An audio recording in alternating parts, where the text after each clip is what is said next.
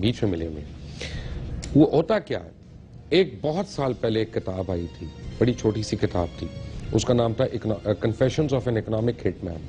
Confessions of an economic hit man میں یہ بتایا گیا تھا کہ کس طرح CIA یا غیر ملکی ایجنسیز جو ہیں, جان پارکنز نے بتایا کہ وہ ملکوں کو حملہ آور ہوتی ہیں, ان کی معیشت کے اوپر حملہ آور ہوتی ہیں. یعنی پہلے ان کو کنسلٹنٹ کے طور پہ اپوائنٹمنٹ ملتی ہے کسی NGO میں, وہ NGO آ کے اس ملک میں جس ملک کو اٹیک کرنا ہوتا ہے اس کے اندر اپنا دائرہ کار بڑھاتی ہیں, اسے مختلف چیزیں کرتی ہیں, وہ جس میں لسانیت بھی ہے, فرقہ واریت بھی ہے, صوبائیت بھی ہے, ہر طرح کے فسادات ہیں اور ڈفرینسز ہیں, ان کو کیے جاتے ہیں.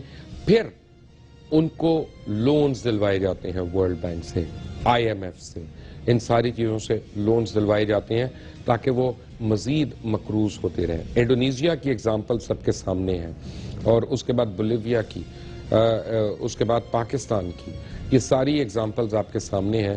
اور جو اس وقت پاکستان میں ہو رہا ہے وہ اس کتاب میں مور اور لیس وہ لکھا ہوا ہے کہ بتدریج کس طرح سے ہٹ کیا جاتا ہے کہ پاکستان میں آپ ابھی تو پیٹرول کے لیے لائن بنائی ہوئی ہے. آج آپ کو میں بتا رہا ہوں کہ اللہ کرے کہ میری بات غلط ہو, اللہ کرے میری بات غلط ہو, 3 سال کے بعد آپ پانی کے لیے لائنیں بنائیں گے, کیونکہ کوئی آپ کا جو لیڈر ہے اوپر بیٹھا ہوا وہ ڈیم نہیں بننے دے رہا, واٹر ریزروائر نہیں بننے دے رہا, تو پانی کی شارٹیج کی جائے گی. کیونکہ پاکستان ایک ایگریکلچرل ملک ہے. ایگریکلچرل ملک کا فائدہ یہ ہے کہ کسان دانے اس کو گندم کے مل جاتے ہیں, اس کو بھینس کا دودھ مل جاتا ہے, تو وہ آپ کے بالکل داڑھ کے نیچے نہیں آتا. جب تک ملکوں میں بھوک اور افلاس نہیں بڑھتی, یہ عزائم جو ہیں یہ نہیں بڑھتے. تو اس ایگریکلچر کو ختم کرنے کے لیے آپ کے اور ہمارے لیڈران کو قابو کیا گیا کہ کسی طرح پانی کے ریزروائرز نہیں بننے دینے. اس کے بعد لسانیت شروع ہو چکی ہے, صوبائیت شروع ہو چکی ہے, مذہبی دہشت گردی شروع ہو چکی ہے, جنونی حد تک پہنچ گئی ہے. سیکٹیرین وارز جو ہیں وہ بھی, کیونکہ یہ ہر آدمی سے آپ سنتے ہیں کہ پراکسی وارز ہو رہی ہیں اس ملک میں, دوسرے ملکوں کی جنگیں ہو رہی ہیں سیکٹیرین میں. وہ کیوں ہو رہی ہیں؟ اپنے ملکوں میں تو نہیں سیکٹیرین ہو رہا ان کے, یہاں پہ کیوں ہو رہا ہے, اس کا فائدہ کیا ہے اور اس کا پاکستان کو کیا نقصان ہے؟ اس سیکٹیرین کے بعد آپ کے اوپر دہشت گردی کی جنگیں امپوز کر دی جاتی ہیں. جب آپ اس کو لڑ رہے ہیں تو آپ کے LOC کے اوپر کی جاتی ہے. اور پھر بھی جب لوگوں کا تعلق جو ہے افواج پاکستان سے نہیں ٹوٹتا اور لوگ افواج پاکستان کے قریب رہتے ہیں, اور ایک عام تاثر یہ ہے کہ وہ کہتے ہیں کہ مارشل لا لگا دو, ایسی جمہوریت سے وہ بہتر ہے, تو اس میں آپ فوج کو کمزور کرنا ہے, آپ نے اس کے ریزروز لینے ہیں تاکہ وہ اپنی جنگ نہ لڑ سکے, اس کو اس جنگ میں خدا نخواستہ مار پڑے, تو آپ جو ہے لوگوں کے دلوں سے فوج کا جو امیج ہے, امپریشن ہے, اس کو بتدریج آپ کم کر سکیں. Confessions of an economic hit مین, جان پارکنز خود کیا کہتے ہیں, watch this. Basically cheat third world countries around the world out of trillions of dollars. Money from the World Bank, the IMF, USAID, many other organizations, and to funnel those dollars basically into US corporations and also into a few wealthy people in those third world countries. There's many different ways that we do this, and there's exceptions like Saudi Arabia. We did an amazing job in Saudi Arabia, which was different, but the most typical way that we work is that we'll identify a third world country that has resources that we covet. The Panama Canal, a labor force in Haiti, for example. Often it's oil. And we'll make an arrangement with that country, with the leaders of that country, who are almost always corrupt or corruptible, or we try to corrupt them, for that country to accept a loan, a very large loan, from the World Bank or its affiliates. And that loan, then, the condition will be that the majority of that loan, roughly 90%, will never leave the United States. It'll be sent from banks in Washington to banks in Houston, San Francisco, New York, where the big engineering firms are. Usually they're the leaders on these projects. You know the names. They're firms like Bechtel, Halliburton. There's a whole long list of them. And these companies then, in association with many others, General Electric, McDonnell Douglas, you name it, it's there, will build projects in this third world country like power plants, industrial parks, ports, that primarily serve the very, very rich people. The power goes to the big industries. The ports are used by the big industries. The industrial parks are used by the big industries. Usually these things don't help the poor people at all. In fact, the country's then saddled with a huge debt that it can't possibly repay. That's part of the plan. So the money that should be available for poor people, for health services, for education, and for other social services isn't available to them. And the country can't pay back its debt. So at some point we economic hitmen go back and we say, look, you owe us a lot of money, you can't repay your debt, therefore sell our oil companies your oil real cheap. Or vote with us in the next UN vote that's critical to us. Or provide land for a military base in your country. Or send troops to Iraq to support us or someplace else. It's a form of slavery, if you will, and maybe that's too strong a word, but yes, it's extortion. That's why we call ourselves economic hitmen, because it's the same technique the mafia used in a much, we're on a much larger scale. We're much more professional. We don't talk about what we do. We don't get caught because there's really no real chain of command in this. But that's pretty much how the system works.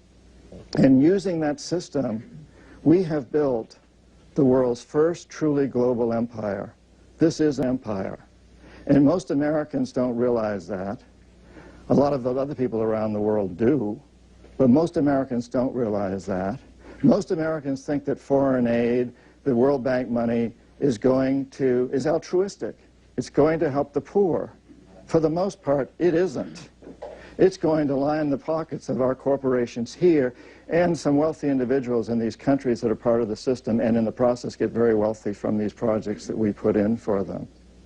Now, economic hitmen have been extremely successful since Kermit Roosevelt, since the 50s. Particularly in the 70s, we began to really do a good job. We didn't often fail, but sometimes we do fail. And when we fail, the next line of command is what we call the jackals.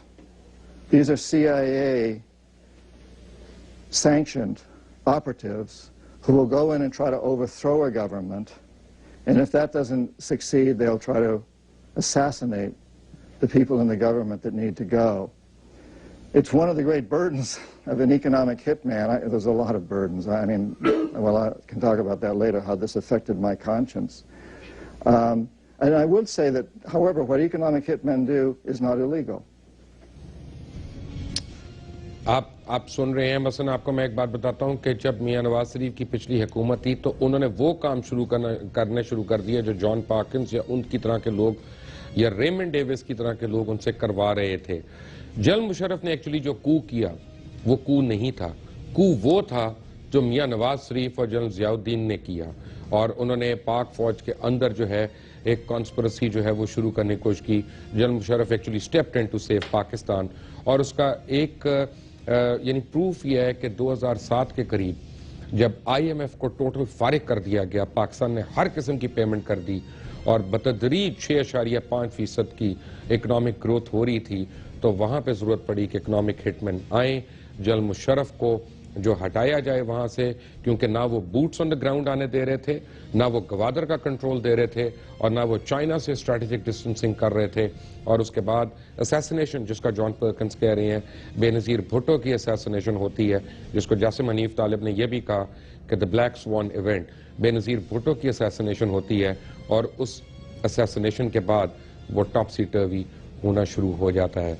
Pakistan इस वक्त बहुत से खतरात में घिरा हुआ है, लेकिन पाकिस्तान के अंदर जो इस वक्त मुआशी दहशतगर्दी हो रही है वो खुद पाकिस्तानी कर रहे हैं, वो खुद हमारे खुद साख्ता लीडर्स और हमारे हुक्मरान और हमारे वज़रा जो हैं वो उसमें बराह रास्त मुलव्विस हैं, और ये मैं प्रूव करूंगा एक छोटी सी ब्रेक के बाद। Take a break.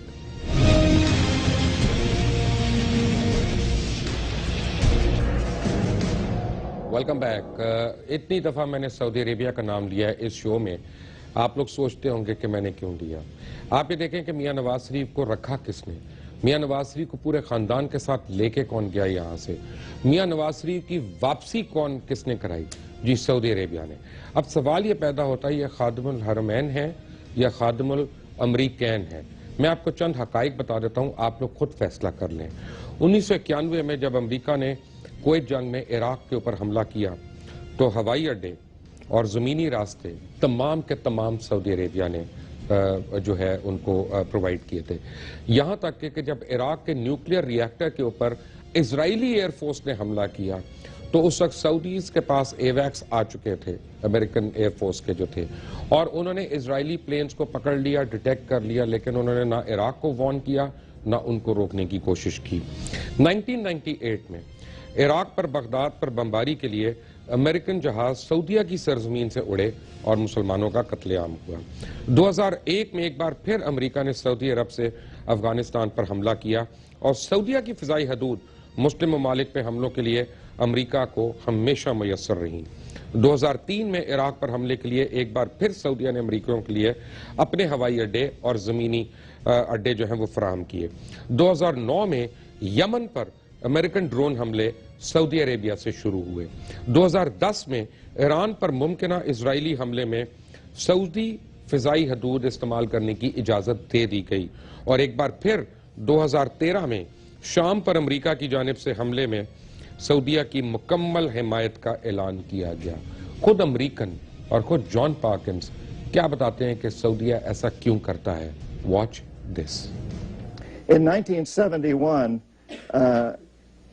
the oil countries, OPEC, flexed its muscle primarily because it didn't like our policies in Israel and cut down oil supplies to the United States. I think there's a few of you in the audience who can remember the long lines of cars at gas stations, the tremendous fear that we were going to have another depression like the one of 1929.